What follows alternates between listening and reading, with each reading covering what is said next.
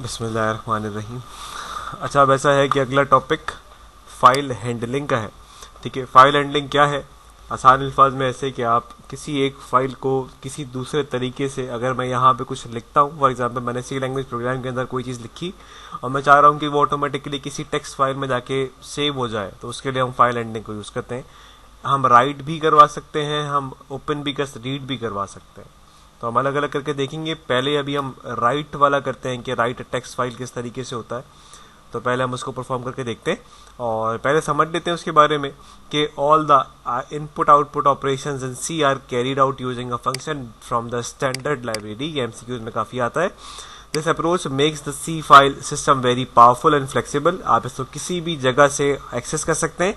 Input output is in C is unique because data may be transferred in its internal binary representations और in a human readable text format.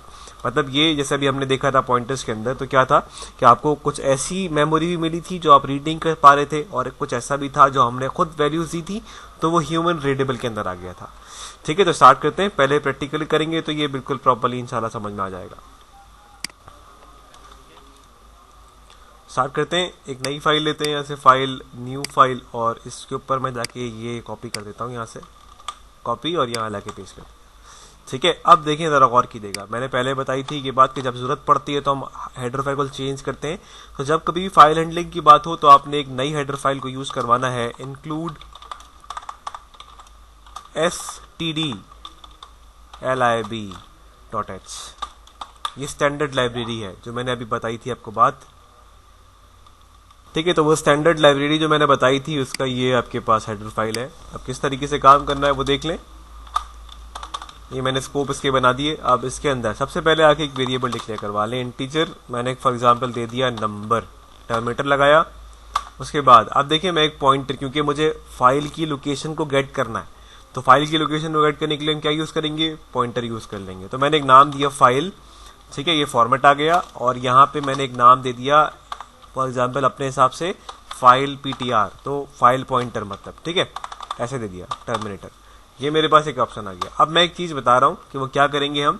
अगर देखिए, अब मुझे असल चीज़ वो क्या ढूंढ के लेकर आएगा कि मेरे पास कौन सी फाइल है, तो वो फाइल कहाँ है। तो मैंने fptr को कॉपी करा, यहाँ पेस्ट किया।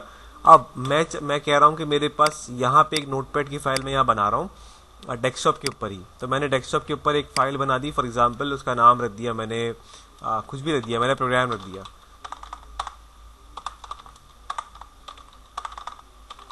ठीक है, एक नाम दे दिया और इसमें मैंने कुछ चीज़ें अभी फिलहाल इसको ब्लैंक छोड़ दी बिल्कुल।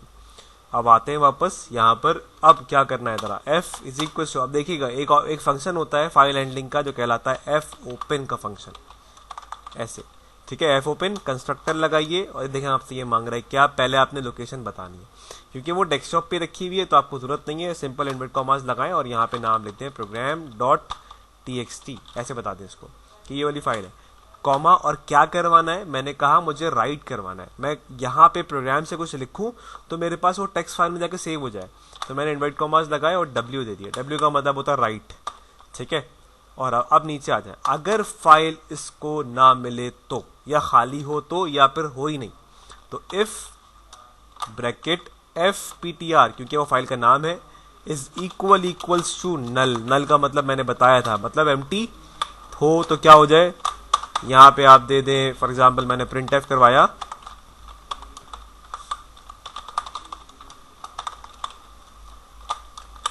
कंस्ट्रक्टर टर्मिनेटर, और यहाँ पे आके आपने लिख दिया for example file not found. कुछ भी दे दें अपने हिसाब से, एक नाम रखा है बेटा, खाली एक नाम है बस, कुछ भी रख दो अपने हिसाब से। ठीक है, ये आपने दे दिया यहाँ पर। उसके बाद एग्जिट का फंक्शन आप यूज कीजिए और यहाँ पे रिटर्न करवा दें 1, कि मतलब आपको कुछ नहीं मिला, टर्मिनेटर। सही है। अब उसके बाद अगर फाइल मिल जाती है तो क्या करेंगे आप, इफ के बाद, मैं एल्स यूज नहीं कर रहा, डायरेक्ट काम कर रहा हूं। मैंने यहाँ पे आके लिखा प्रिंट एफ कंस्ट्रक्टर टर्मिनेटर, और अंदर आके आप लिख दें यहाँ पर फॉर एग्जांपल मैंने कहा मुझे इंटीजर फॉर्मेट में चाहिए, क्योंकि मैंने ऊपर नंबर यूज किया, एंटर नंबर मैंने ऐसे कर दिया।